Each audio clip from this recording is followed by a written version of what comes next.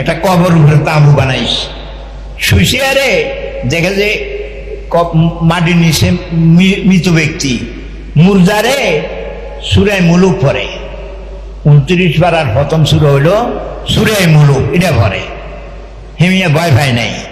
আমরা যদি কবরস্থানে যাইতাম, একটা মুর্দারে যদি গলা ঘাট দেয়, পায়জামা গরম হয়ে যাবে, কই উঠতে আছে মুর্দার না, হেমিয়া ডরায় না। কি হয়েছে? কোরআন শরীফে না পড়ে তো, জীবিত কোরআন শরীফ বললে যেরকম ভয় নাই, মারা গেলে কি এর ভয়। হেমিয়া খুব মনোযোগের সাথে শুনছে। মুর্দারে একেবারে সূরা মুলুকের শেষ পর্যন্ত পড়ছে।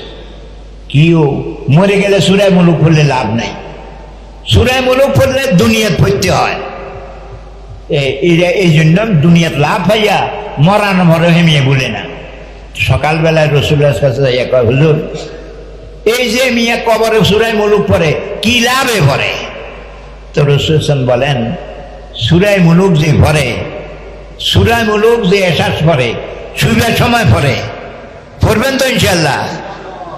এসাস শুইবার সময় সূরা মুলুক মুখস্থ পড়বেন, মুখস্থ থাকলে, মুখস্থ না থাকলে ছাইয়া ছাইয়া পড়বে, ছাইয়া ছাইয়া পড়তে না পারলে আরেকজনে পড়বে, শুনবেন।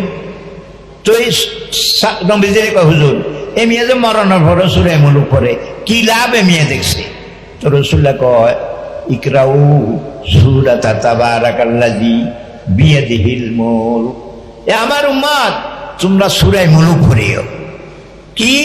ফাইন্নাহা হিয়াল মুনজিয়াতু হিয়ান নাজিয়া তুনজি আসহাবাহা মিন আযাবিল্লাহ। তোমরা যদি কবর আযাব থেকে বাঁচতে চাও, সূরার সময় সূরা মুলুক পড়িও। সূরা এটা তোমাকে কবর আযাব থেকে হেফাজত করবে। সূরা মুলুক যারা পড়ে তাদের জন্য আল্লাহর কাছে সুপারিশ করবে জোরালো, কবে, আল্লাহ আমি কি তোমার কোরআন শরীফের সূরা কিনা সূরা নয়, যদি সূরা না হয়ে থাকি আমার কোরআন শরীফ থেকে বাদ দিয়ে দাও।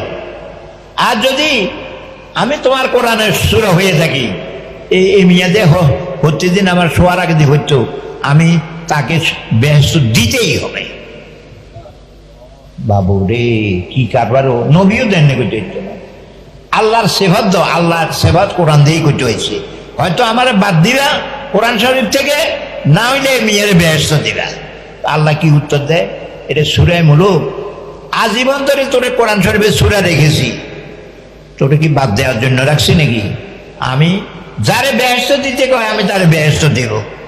তাহলে দেখলেন তো, কবর আর একটা বন্ধু পাওয়া গেল সূরা মুলুক।